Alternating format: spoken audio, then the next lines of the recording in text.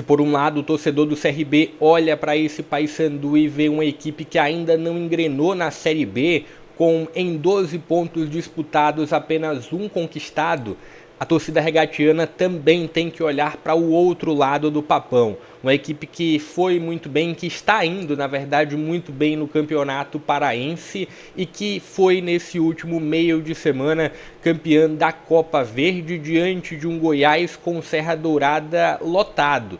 O que dá para a gente projetar para esse Paysandu contra a equipe alagoana? Como deve vir a equipe do Luizinho Lopes? Quais são os destaques? E também um pouco de 2025 do Paysandu. Vou trazer esses pontos para a torcida do CRB. Também vou falar um pouco sobre o que esperar do CRB, para algum torcedor do Paysandu que queira acompanhar também, que queira saber um pouco sobre a equipe regatiana. E para isso, eu separei até alguns nomes do Paysandu, alguns nomes que podem estar nesse jogo contra o CRB.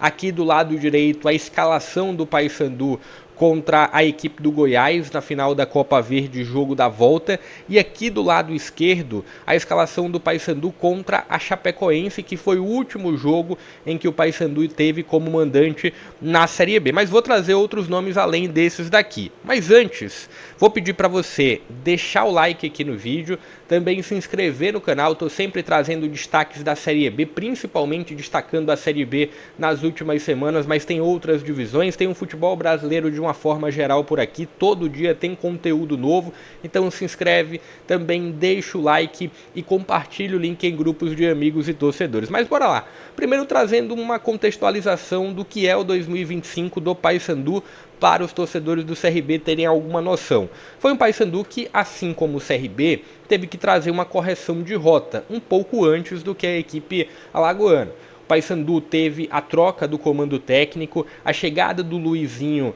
logo após, acredito que 1 ou 2 jogos após do confronto contra o Porto Velho na Copa Verde.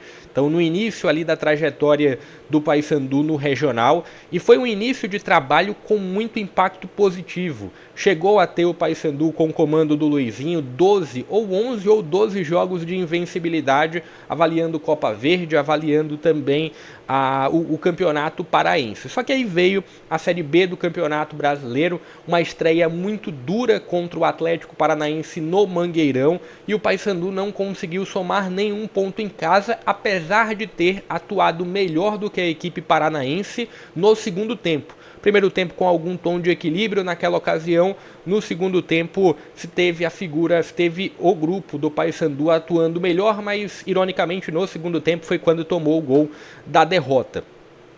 Depois, nos outros jogos, foi um Paysandu que também não conseguiu conduzir tão bem a Série B. Se a gente avalia o jogo contra a Chapecoense, acredito que foi o pior jogo do Paysandu na competição. Teve o fator surpresa naquela ocasião da Chapecoense, que foi com 3 zagueiros, mas um jogo no Mangueirão em que o Paysandu não conseguiu ir minimamente bem, perdeu por 2-0 para a Chapecoense.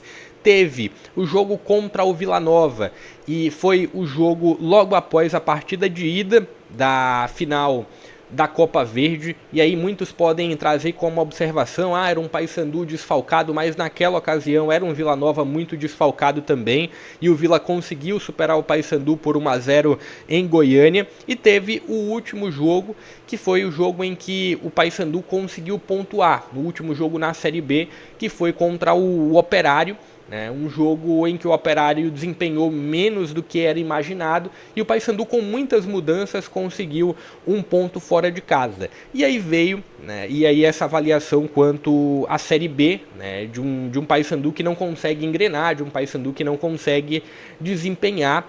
Só que aí tem um outro lado da moeda, que é um Paysandu que, como eu falei, a partir desse bom início de trabalho do Luizinho, teve uma primeira fase de campeonato paraense muito positiva, e teve o fator da Copa Verde.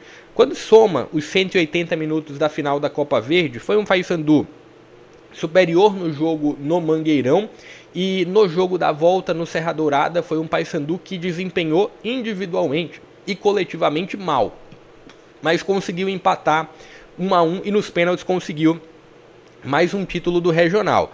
Quando a gente soma esses dois lados, assim, é muito claro como o Paysandu individualmente não está bem e como o Luizinho tem feito algumas escolhas que busca trazer uma correção no grupo, mas algumas escolhas que não são das melhores. Eu pontuei no pós-jogo contra a equipe do Goiás, né, esse jogo da volta da final da Copa Verde no pós que eu fiz, que se tinha um Borazzi indo bem, o Luizinho tira o Borazzi do jogo. Se tinha o Matheus Vargas indo bem, o Luizinho tira o Matheus Vargas do jogo. Depois ele traz algumas correções, colocando o Marlon, colocando também a figura do Giovani, e aí a gente entra no ponto dos nomes, né? Dos nomes dos personagens desse Paysandu, e o que se tem de ponto alto nesse Paysandu? O nome do Rossi. Não muito mais do que isso. O Rossi que não foi bem na final da Copa Verde, aliás, no jogo da volta. Mas num contexto geral, o nome do Rossi é o nome que mais consegue desempenhar, que mais consegue entregar alguma expectativa para o torcedor do Paysandu. Então esse lado, que inclusive ataca um dos lados mais frágeis do CRB, que é o lado ou do Matheus Ribeiro ou do William Bahia, pelo menos até aqui. O CRB teve a apresentação de um novo lateral esquerdo, mas é um ponto de atenção para o jogo. Essa ponta direita aqui com o Rossi agredindo muito o ponto da lateral esquerda do adversário. E tem também, ou com o Edilson ou com o Brian Borges, acredito que talvez o Edilson pode ser uma tendência para esse jogo contra o CRB, se tem esse ponto do apoio do lateral direito. E era um Paysandu muito forte nesse corredor direito a partir das peças individuais, Edilson e Rossi, e o próprio Brian Borges também. Só que tanto no jogo contra o Operário como no jogo contra a equipe do Goiás, foi um Paysandu que trouxe uma mudança e tentou equilibrar um pouco mais essas formas de atacar, tendo a figura do Borazzi com algum destaque pelo lado esquerdo do ataque e tendo um pouco mais de liberdade para o PK.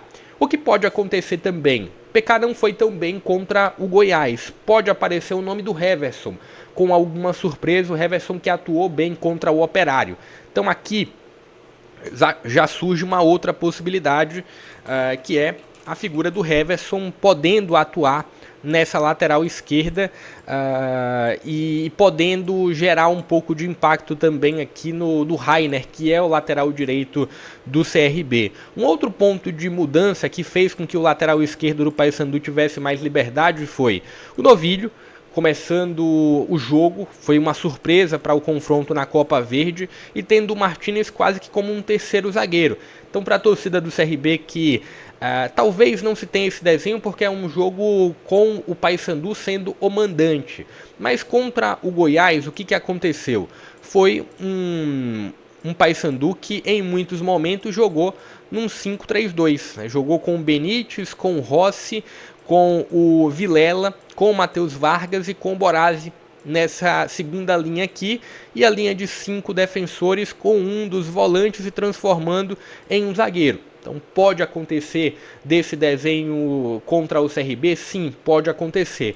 Eu acho mais difícil. Entendo que em um jogo que o Paysandu deve buscar uma imposição, deve buscar ter mais posse de bola, propor um pouco mais o jogo, entendo que aqui a gente tem uma tendência de um meio de campo, talvez até com a figura do Marlon. O Marlon jogando contra o CRB, iniciando a partida entre os titulares contra o CRB, não descartaria isso. Mas assim, o grande ponto, né, que o torcedor do CRB tem, eu estava falando aqui e tinha esquecido de colocar o campo para vocês, mas o desenho é num 5-3-2, é esse daqui, e a figura do Marlon é a figura de meio de campo. O grande ponto aqui é qual é o Paysandu que vai entrar em campo contra o CRB. O Paysandu na Copa Verde, nos 2 jogos da final, ele teve comportamentos diferentes. Então, é o Paysandu que jogou a primeira partida contra o Goiás na final da Copa Verde, é o Paysandu que desempenhou bem no Campeonato Paraense, no próprio Clássico contra o Remo na primeira fase desempenhou bem, ou é o Paysandu da Série B que não engrena, que não consegue convencer, que não consegue desenvolver, um Paysandu previsível com peças individuais chamando a responsabilidade, mas em grande parte essas peças não correspondem e termina sobrando para o Rossi. Então esse é o ponto de atenção, né? Qual é o Paysandu que vai entrar em campo. E para a torcida do Paysandu, que quer saber um pouco sobre o CRB, foi um CRB que girou a chave logo momentos antes do início da competição. Teve a saída do Humberto Louser, que terminou indo para o Novo Horizontino, a chegada do Barroca e o início de trabalho do Barroca com um 100% de aproveitamento já na Série B, 3 jogos e 3 vitórias.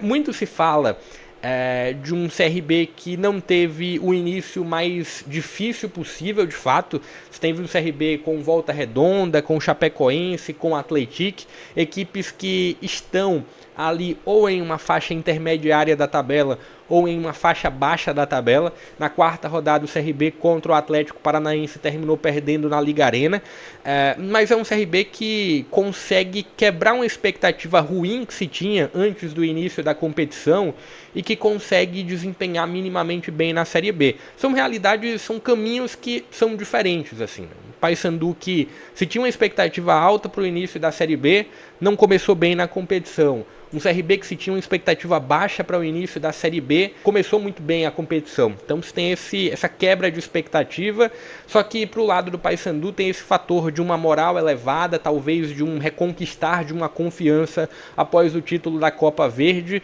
e uma equipe que fora da Série B conseguiu desempenhar, conseguiu entregar algo.